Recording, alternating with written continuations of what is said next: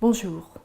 Voyons maintenant l'état de flow sur les projets et comment le flow peut aider à surmonter les challenges. Est-ce que vous pouvez vous souvenir dans votre vie professionnelle d'un moment où vous avez été tellement absorbé par ce que vous faisiez que vous avez perdu la notion du temps? Vous avez des super idées et même résolu des problèmes que vous ne pensiez pas résoudre.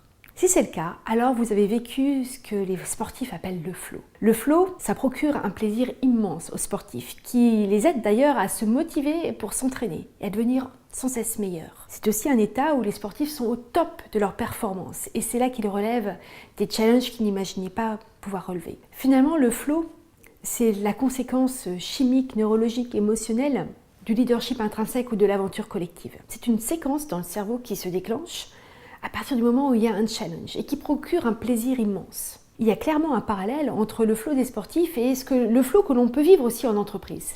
D'ailleurs, McKinsey a fait une étude très intéressante à ce sujet où elle a interrogé 5000 cadres en leur demandant quel pourcentage de leur temps ils pensaient être dans le flow et quand ils étaient dans le flow, combien de fois plus efficaces ils pensaient être. Les réponses sont 10% du temps.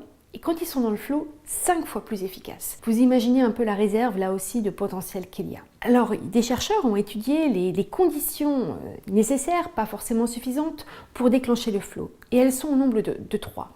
La première condition, c'est d'être challengé à la juste mesure de ses compétences. La deuxième, c'est d'avoir un feedback immédiat de ses actions.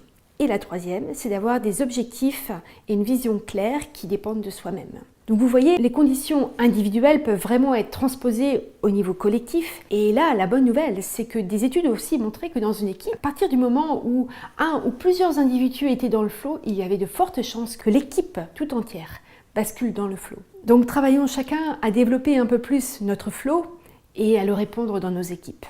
Merci.